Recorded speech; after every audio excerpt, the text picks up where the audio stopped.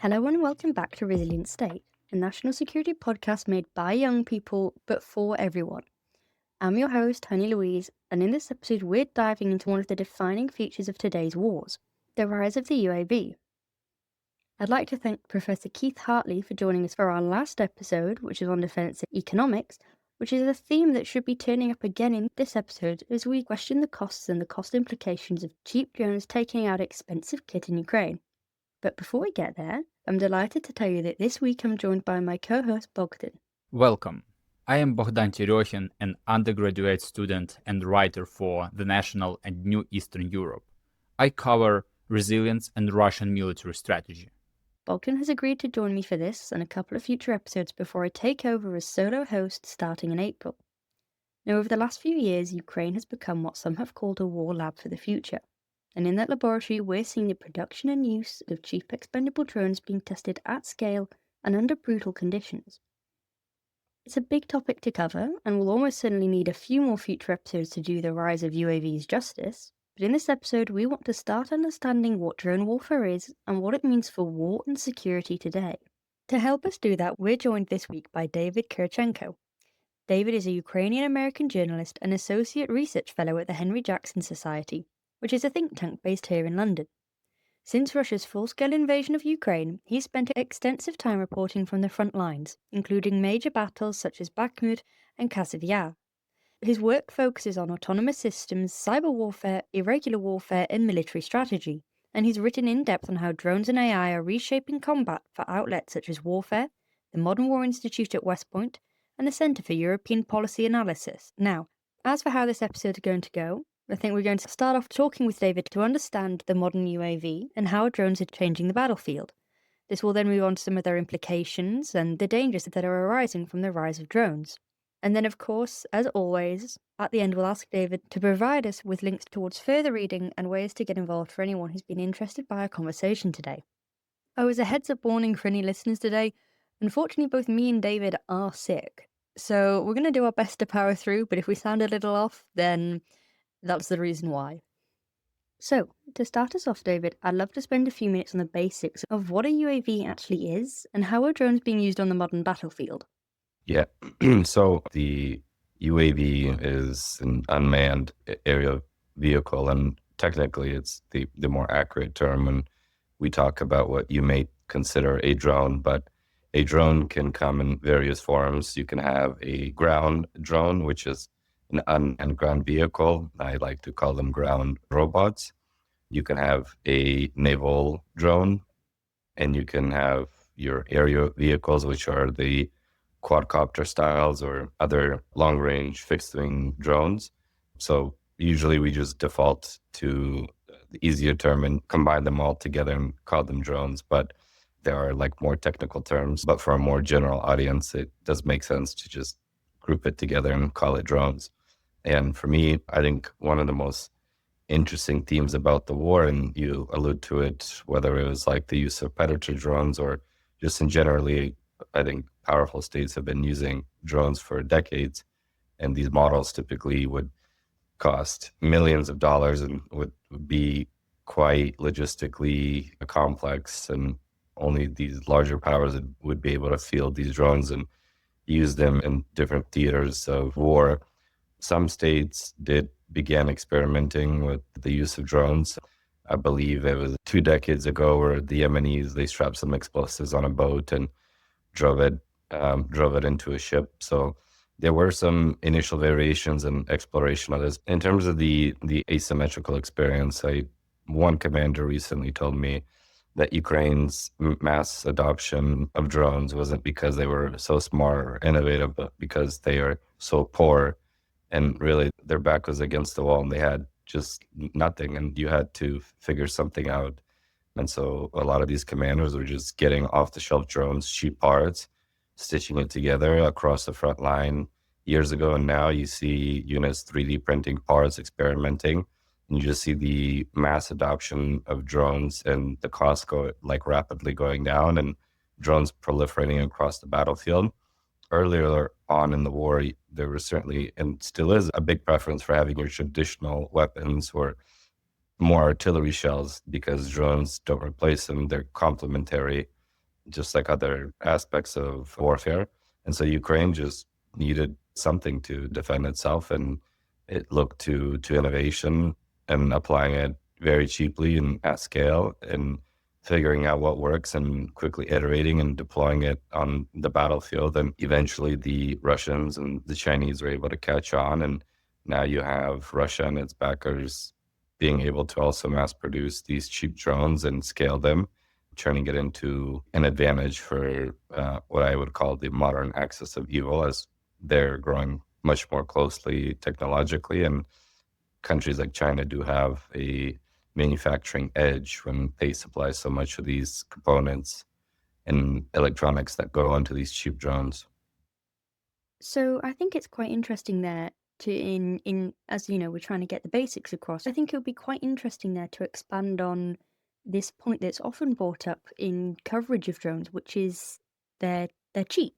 As you've just said, Ukraine really adopted drones because they were so cheap. So as the UK looks to integrate drones, well, not integrate drones, because as you said, states have had these exquisite kits for decades. But as the UK looks to integrate these smaller, cheaper drones, what should we keep in mind about their limits?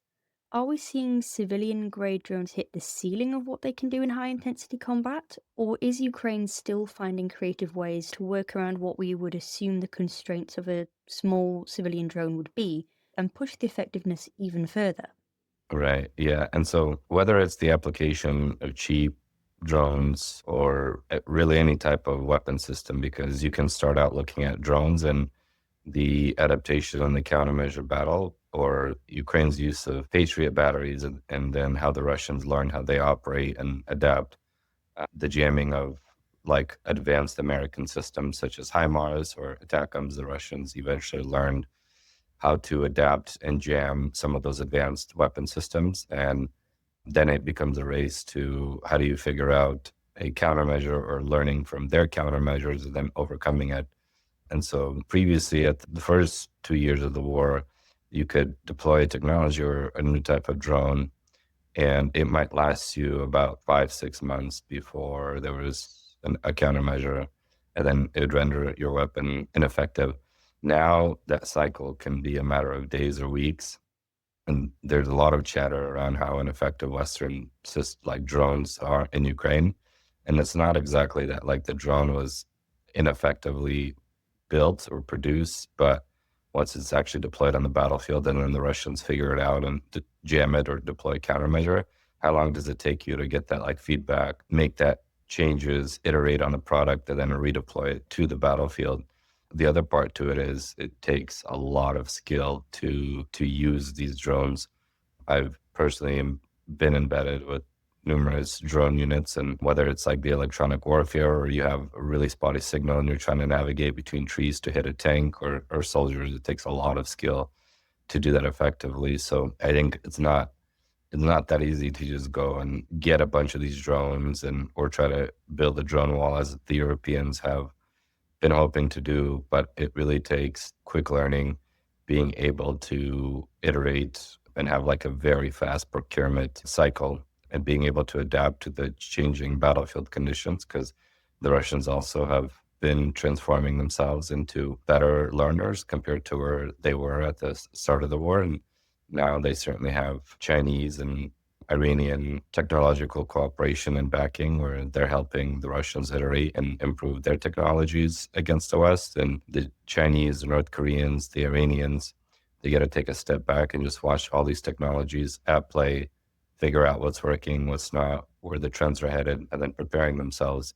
And so for the UK specifically, you'd be mistaken, or the government would be mistaken to just think it's easy to procure a bunch of cheap drones and we're going to try to implement it across the army. Well, if that comes, you're going to need to be thinking about how do we train the human operators? How do we get them used to operating these drones and being able to use them in a variety of situations?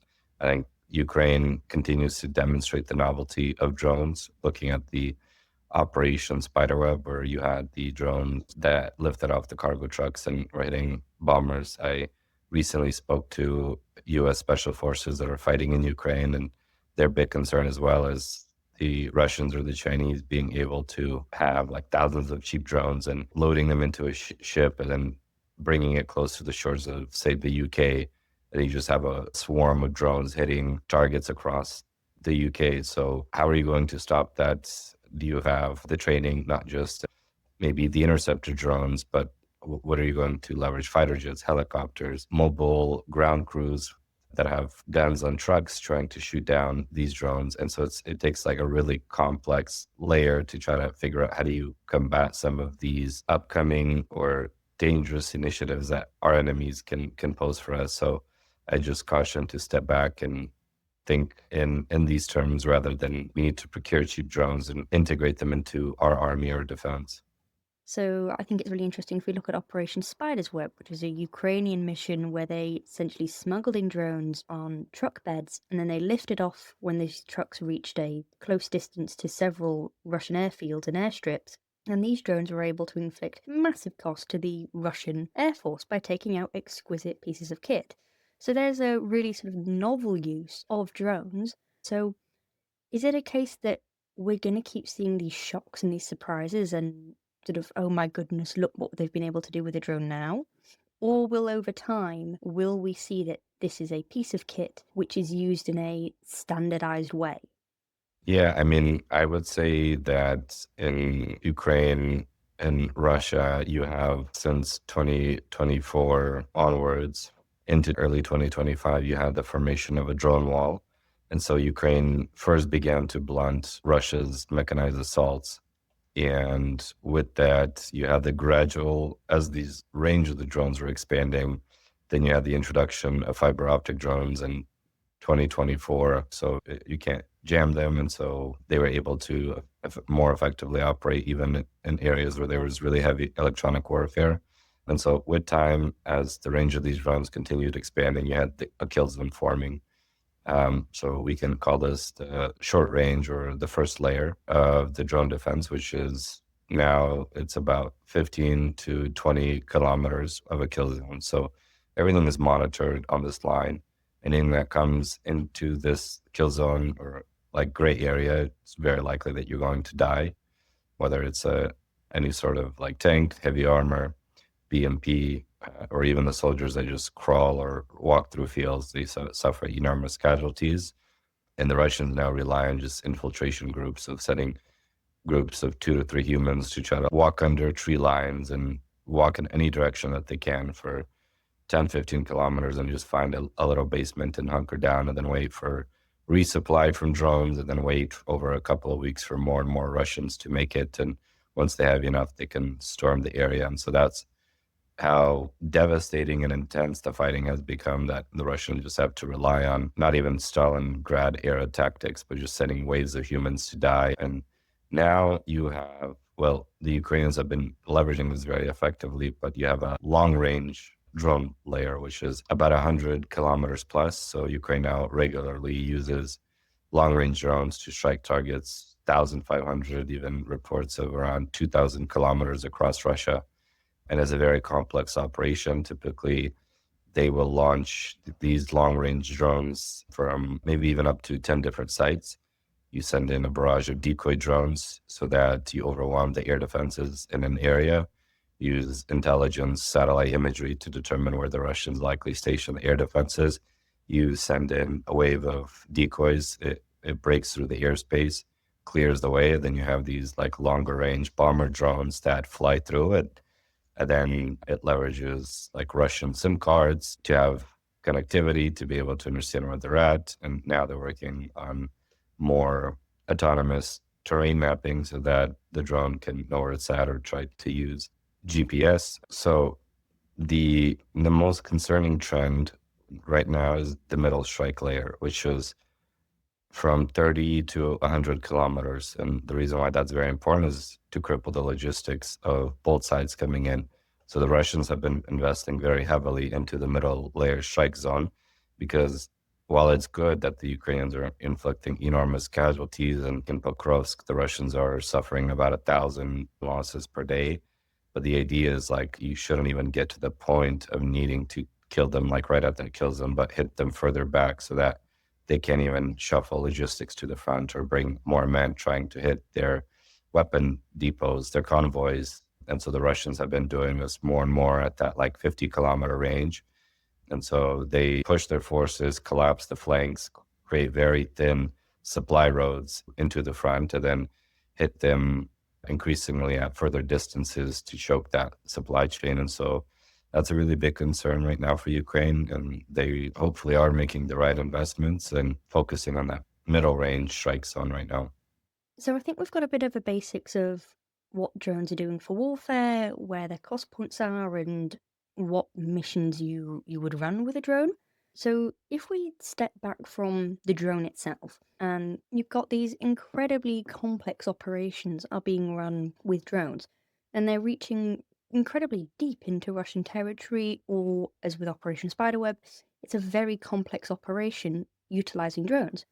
So, how many people are involved with drone launches? And can you say maybe how far from the front would these teams operate? I just think it would be quite curious to see beyond the drone, what are the human and the process scaffolding that has to be built alongside the rise of drones and drone warfare to actually make these operations work? Yeah, and it would depend on the type of operation. So if they're doing one of these long-range drone missions into Russia, like at 2,000 kilometers deep, you typically have a team of probably 5 to 10 individuals helping, like a Luti drone, one of Ukraine's primary long-range strike drones, helping assemble it, getting it up and ready. So if you watch the videos from Ukraine's long-range strike regiment, when they're preparing it, you have a whole team that needs to assemble the drone, get it ready. Then you have a whole team that sits there, monitors the mapping of the drone, its trajectory, making adjustments. So you have an entire team that's in the back room, managing it, flying it. People at headquarters are also overseeing it. And then if you go into more of that middle to short range zones, then you typically need to have like the pilots get very close to the front line. And so you're typically just the couple of months ago on one of my last missions, we drove through the kill zone where there was like Russian drones waiting in ambush. It was extremely dangerous. And some of the guys died after the drone mission. They're just both sides are ambushing each other with fiber optics waiting by the road. And you typically get within last year, we were getting within 2 kilometers of the Russians. Now it's more of like a 5 to 7 kilometers back because of the kill zone, not just from all the enemy drones everywhere, but the infiltration of the enemy infantry. And so it's like 360-degree warfare is what one commander said, is you're going to be flying a drone and then all of a sudden there's like Russian infantry that crawl through the field and now they show up in your dugout and you got to shoot them. And so it's forcing the Ukrainian drone operators to work increasingly further back, which limits the range. And you typically have a team of 3 to 4 drone operators in the dugout. So you need to have somebody that's running outside, preparing the explosives, preparing the drone, lifting it. You have another drone operator that's typically handling the mapping, sitting there looking at the coordinates. And so the drone pilot puts the goggles on, flying. They're working on the like drone repeater or the logistics mapping, telling them, okay, you should probably go right. This coordinate had a Russian soldier spotted, so they're flying, course correcting, trying to hit the target. And then very often you're on a channel with a lot of other drone teams in the area or communicating with headquarters. And then they're alerting that, okay, the Russians are making a movement on this sector, change your focus, go to this area. So you typically at any operation have like over a dozen or a couple dozen people actively working together to ensure the successful drone mission, even at the very front line. Thank you. So, just before I let Bogdan take over, there's one more question from me, which is with the sky increasingly saturated with drones, what are troops on the ground starting to do to adapt? Are we seeing new habits or new drills? Because I'm sure, as you say, if you've got this 360 degrees warfare, you've got to adapt to the environment. Because if you don't adapt, gonna you're gonna die. But are we able to see standardized practices and teaching practices that are helping Ukrainians on the ground? And are there lessons that we can pull from that? Or is it that just each day, because people are getting creative with how they use drones, you have to find new ways to survive, new ways to get through, and new ways to not get taken out, and it just doesn't allow any sort of formal, formatted training to be pulled? Yeah, now across the front, you have even the roads that go into the front, it's filled with netting. There's a shortage of netting. you always need more and more nets to protect against the Russian. Even then they can fly under some of the netting if it's not properly secured and strike. Now, even when I go on the missions, typically you have the driver that's driving you, and then the passenger either has a rifle or a shotgun so that I can properly hit the drone. And so a lot of the training is done for the counter tactics so that if a drone's flying at you, you have at least a chance to survive so that you can shoot and try to take it down. You always drive with the jammer on, so you hope that you have that you're jamming at the right frequency so that if that drone's flying at you, it's going to lose its signal and won't be able to hit you. That becomes more complex when there's a fiber optic drone, so you can't jam it and it's going to hit you regardless. So again, your best chance is to shoot at it, try to take it down, or often there have been plenty of videos where fiber optic drone flies past some soldiers and they quickly get their scissors and cut the wire, disabling it. But now I've increasingly heard from the soldiers that the Russians now have the drones in dual mode. So if you cut the fiber optic cable, it switches to radio signals and it continues flying. Now there's other ways that they're trying to learn and adapt, whether it's putting acoustic sensors and trying to listen for the noises coming and detecting them early. That's very dependent on the type of terrain that you're operating in, right? If there's a lot more trees, it's a very forested area, the type of technologies or countermeasure you use will be different than just working in an empty field where there's not going to be a lot of hills or trees blocking certain signals, making it easier to operate in. So right now, a lot what they focus on is being able to spot the drone quickly, aiming to shoot it down, or realistically being quick about running for cover, hiding for cover, and dispersing. So if there's a group of 4 of you trying to spread out, run in different directions. So when I go on a mission, they just say, if the vehicle stops at any point, don't grab anything and you run, just like find the nearest tree and run for cover and hide. Another mission that I recently went on was with an AI drone team. And so I saw the AI drones, and quite crazy to see the drones flying. And there's like these red target markers bouncing all around the screen, and the AI is like locking into the target, and then soldiers just running for cover and like locks on and flies straight into them. And so you can imagine the next phase of the war where they're trying to work as quickly as possible to get more of this, not just AI technology across the front, but swarming technology. So how do you have one pilot, 12 drones flying and coordinating? And from what I understand, they literally have no choice but to develop this technology. And Pokrovsk, some of the units told me that Ukrainian drones don't even work in many cases there because of how sophisticated and powerful Russia's EW wall is. So they're just jamming so many of the Ukrainian drones, and they're increasingly relying on trying to get more and more of the AI capabilities deployed there, because that's the only way to continue some of these drone missions. And at that point, we're going to need to figure out how do we do drone evasion against some of these AI technologies that are trained on your countermeasures. How do you evade them? How do you shoot them? How do you change your flight patterns to make it more difficult or at the altitude that you sent from and hit? So it's a constant race of figuring out what are they applying? How do we counter it? So at this point, there's really not an immediate book of lessons that you can just apply and it's going to be static. It's constantly changing. You constantly need to figure out what's changed on the battlefield. What can we learn from it? How do we adapt?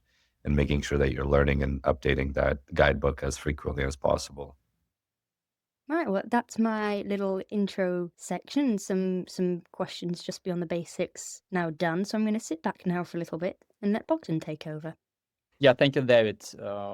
You discussed a lot about technology side and AI stuff, but now I want to touch upon for a moment a human factor, because we know that even though we have a lot of technology in Ukraine, the humans who operate all these sophisticated AI and drone capabilities.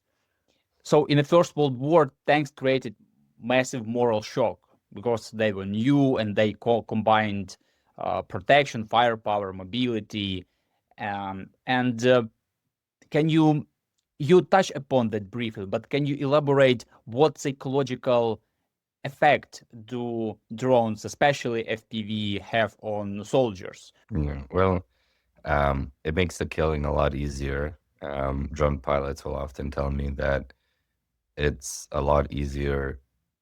Sorry, just for any listeners, can one of you just say what FPV means? Yeah, I mean, and it stands for first person view drone, and typically it's like an off-the-shelf hobbyist drone that anybody can fly. And in the context of the battlefield, it's the pilot will have one of these cheap quadcopters, and they'll put on their goggles and pilot them from a remote controller and directly controlling it to fly and hit a target, which is the common weapon of choice for these drone teams on the front.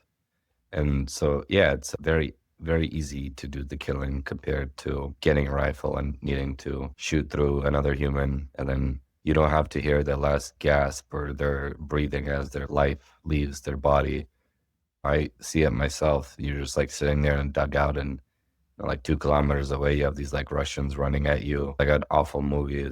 They're driving in these motorcycles, kicking up dust in the fields. They're just crawling and running and driving in every direction. It's just like a terrible movie. And you just sit there on this like little screen and a dugout, and there's like just explosions. Then you're just sitting there and you just see this drone flying straight into the Russian, and then boom, the signal's gone. And you can see from a drone that's placed higher above, they're just doing reconnaissance and monitoring. You can see like the explosion and the Russian soldier ripped into pieces. And then they go and set up a new drone and quickly lift off and fly. Then they find the next Russian and kill him. And just like every hour you're killing the enemy. And it just, after a point, you kind of like, feels like you just do the killing on autopilot and you kind of stop thinking about it. And in fact, you celebrate. It's like, oh, we got one invader, open up your notebook, check, document, and just like throughout the day, just flying these cheap drones, killing humans. And they certainly ponder and meditate what happened at the end of the day. But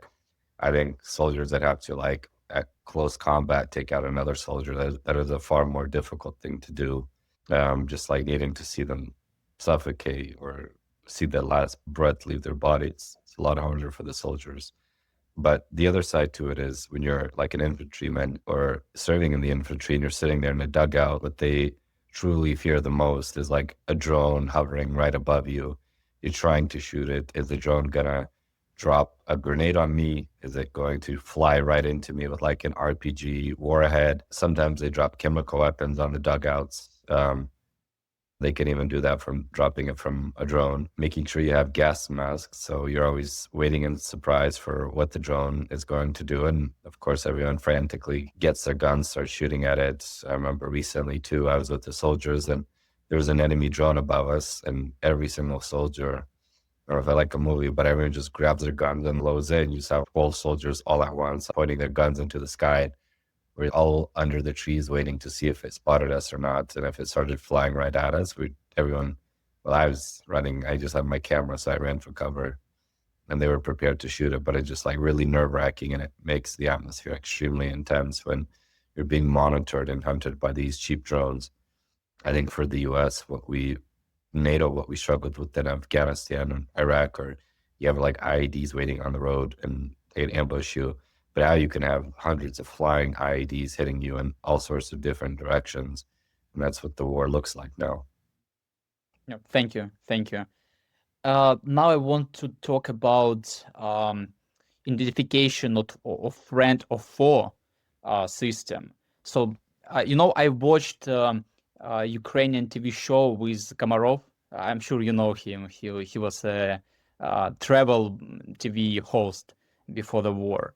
And he was talking about Ukrainian air defense and how it works. It was just recently published.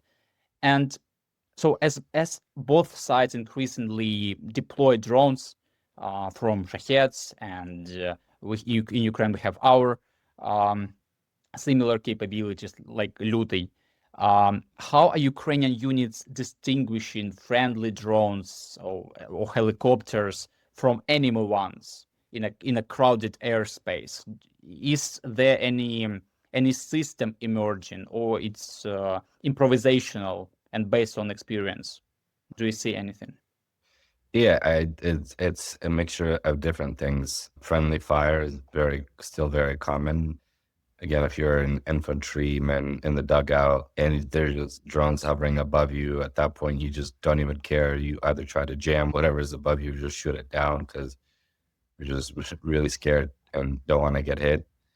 And for, again, at the lowest levels, they'll use acoustic systems to hear when a drone is approaching from a certain direction and get an idea of where it came from. It was an enemy drone. The different types of the drones, right? Like the Russians have their Shahed drone, so it's understandable when you see it in the sky, or hell, even when you hear it up from above, you can distinguish that it's like a Shahed drone flying right above you. So they use a whole variety of different tools and mechanisms to identify, whether it's like through technology or even like human observation, to be able to log and track where they're approaching from, where their likely target is, and dispatching a unit, or even telling a ground unit that's with the machine gun on a truck to drive over or spot them from this direction and trying to shoot them down. In terms of larger aircraft, it's a lot less common for them to operate. So you don't have, apart from the drones, you don't have a too complex of an operating environment, whether it's helicopters or fighter jets. Those are relatively easier to spot if they get very close and shoot them down. Yeah, thank you. And the last important question I want to discuss, that's a night mission, because I know that, for example, laser group unit, they more specialize on night operations. And what advantages do these night operations offer? Are there differences between day operations and night operations, and what are the difficulties of them? Yeah, well, the night operations, well, just at night it is quite dangerous because the weather gets colder and your body heat and your signature becomes more pronounced. So the snipers with like a thermal scope can more easily kill you. So if you're like standing there in the dugout and it's dark, you can't see, there could very well be a sniper in the distance that sees your signature and shoots you. Also with special forces units, they can often operate and do ambushes in the night because, if you have like a regular infantryman sitting in a dugout and they're not well supplied, and then you have special forces with like thermal scopes, night vision, running around doing ambushes, you can quite easily kill some of these units. With drones as well, I've been on night bombing missions, and you would typically have a thermal scope attached to these drones, and you're flying to the Russian dugouts and bombing their positions. And it gives you an advantage the more that you do have these equipment and the ability to operate at night. And again, if the Russians are like trying to charge and leverage the night cover to penetrate Ukrainian defenses, and you can quickly lift up a drone with thermal, and whether it's like a Vampire, or the Russians call it Baba Yaga drone, lift it up with thermal and start throwing anti-tank mines on the Russians that are coming, you can very quickly clear them. And all that the Russians hear is a very loud drone above them, so they can't see it, but they can hear it. So they frantically start shooting into the sky, hoping that they can take it down. And then like an anti-tank mine is dropped right above them from far up in the sky, and that's it. Yeah. All right. So I'm going to hand back to Sophie to take us the last part of this conversation. So I thought it was quite interesting when earlier you were talking about shooting down drones, because a few weeks ago I was with a friend who works at the Cato Institute, which, for anyone listening, it's a policy institute based in Washington.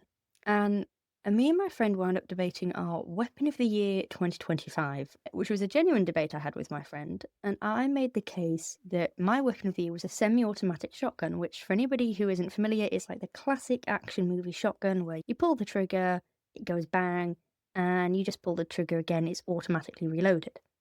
Now, my reason was that if you want to take out a fast, low-flying drone, it's a lot like taking out a target that you'd have with shotgun shooting. And I think that it's illustrative of the fact that the cost of defeating a system doesn't have to match the cost of the system itself. So as we spend more on drones and uncrewed systems, we're also giving a huge incentive to find cheap, crude, but effective ways to bring them down. I mean, I know in Ukraine now there's a shortage of netting, and that's because it's a cheap system you can chuck up over a road and it can help stop a drone. So my question is, where should the UK, which has limited money to spend, do you want to go after drones? Because I could also make the case that Instead of spending cheaply on mass, I could spend a lot of money on a really good precision weapon system, by which I mean a highly accurate and often expensive system that can reliably hit a target and break through air defenses and destroys that target that I'm aiming at, while a lot of this cheap mass gets shot down. So am I not actually better off spending more than I am spending less? Well, I think one, just the pace of warfare is speeding up greatly. And with speed, again, you need faster iteration. Your procurement cycles need to speed up from years into months or weeks. And just the cost is being brought down greatly. And again, the danger is you have the Russians and North Koreans paired with, say, the Chinese that are able to manufacture at scale and for very, very cheap costs. And I think a lot of Western drones right now, from what I understand, even up to 80% of the components and a lot of US drones come from China. So even if you wanted to manufacture cheap drones, how can you when the Chinese control the supply? So do you invest into trying to produce it locally at more expensive costs? Do you try to build manufacturing centers in Ukraine to produce it cheaply with expertise in Ukraine? But then you have the dangers of Russian strikes.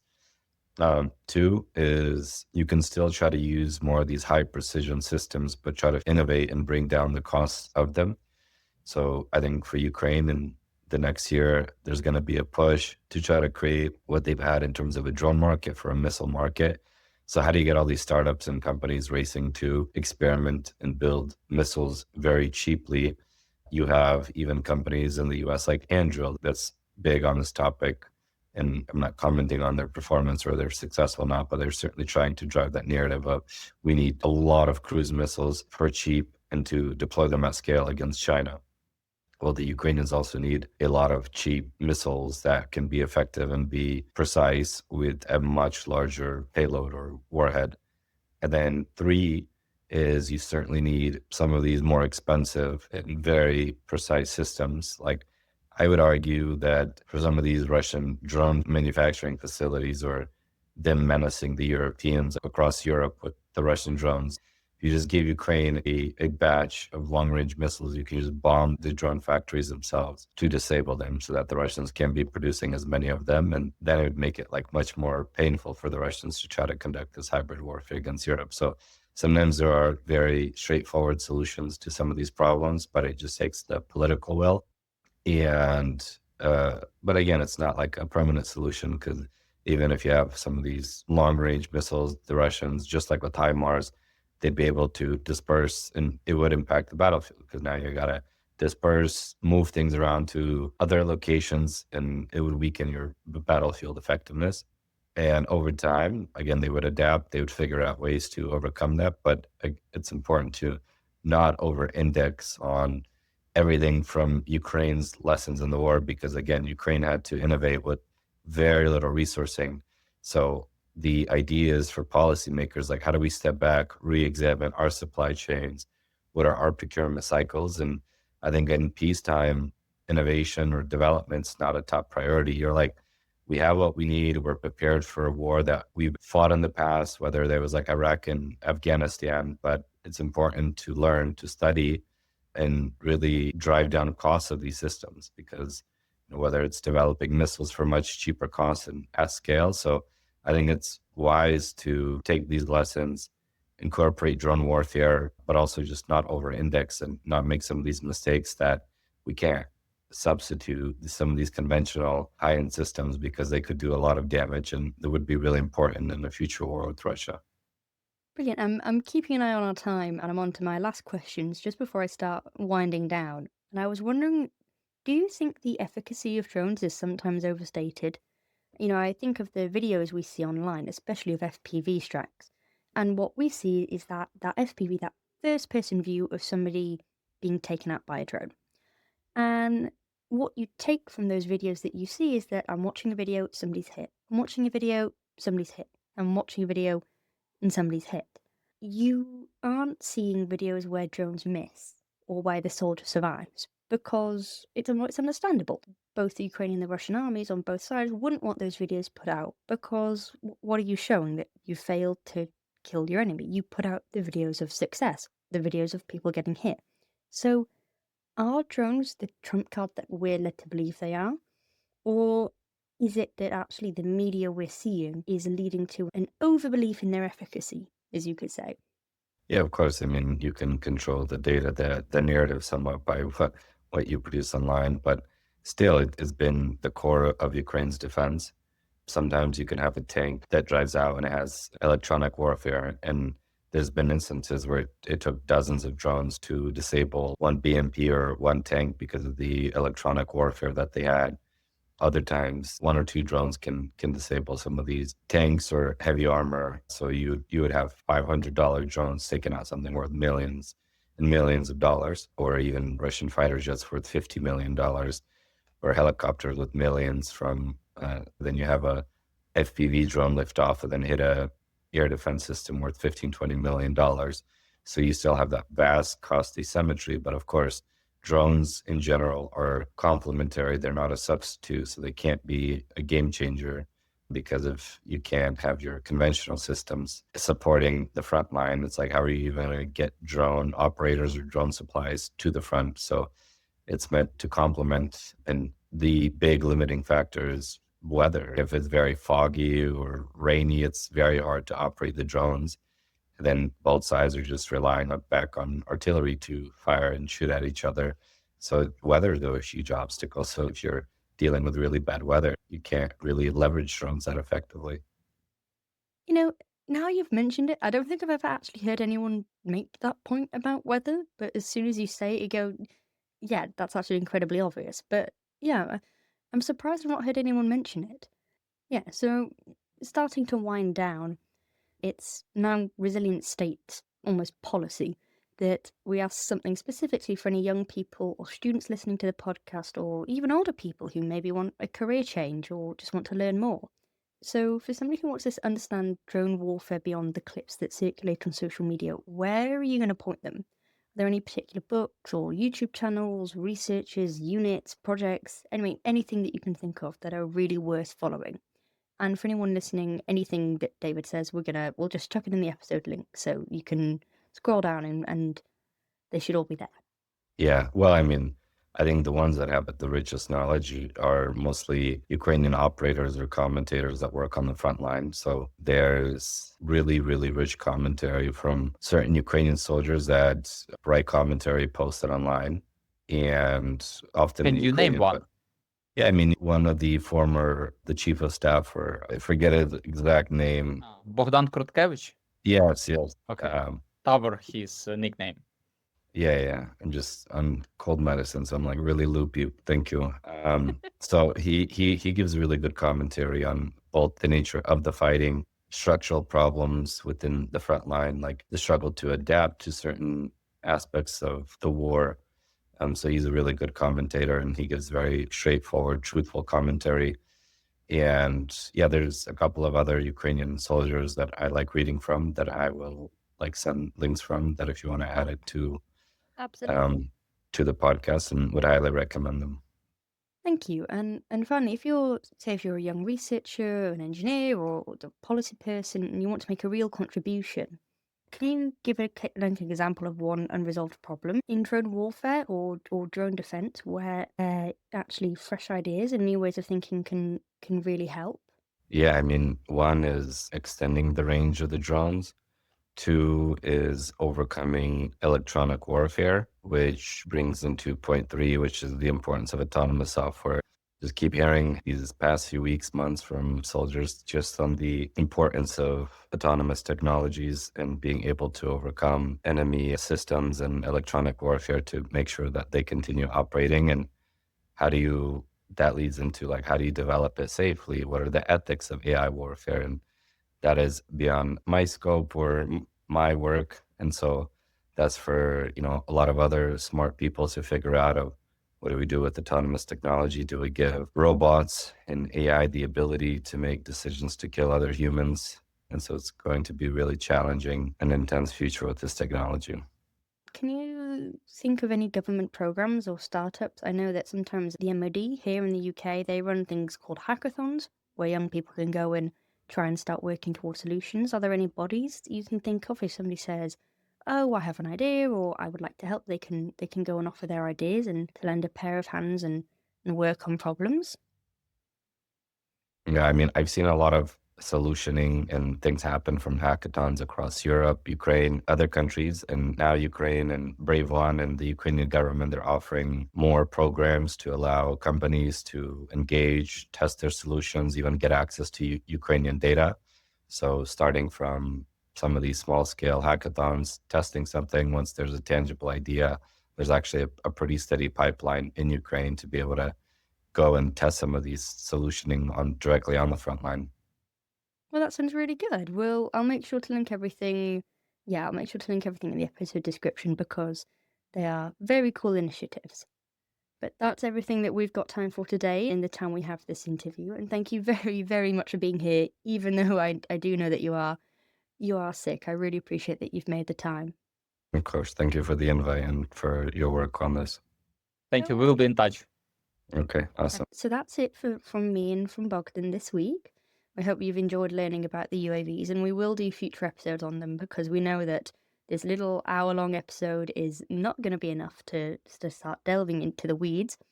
We're going to be back in 2 weeks' time with an episode which looks at the fallout of the Munich Security Conference, looking at how alliances and diplomacy play a role in our national security. And now this episode is being recorded ridiculously in advance of its release date, so we're hoping that we'll be joined again by Dr. Louise Tuntrix from our first episode. So keep an eye on our social media pages because we'll let you know if that is happening.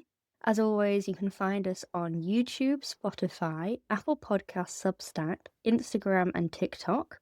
Oh, and I think we now have an X account set up as well. But when in doubt, just click on our link tree. That's it from me for today. Thank you for listening to Resilient State. We hope that you'll listen in again for episode 4.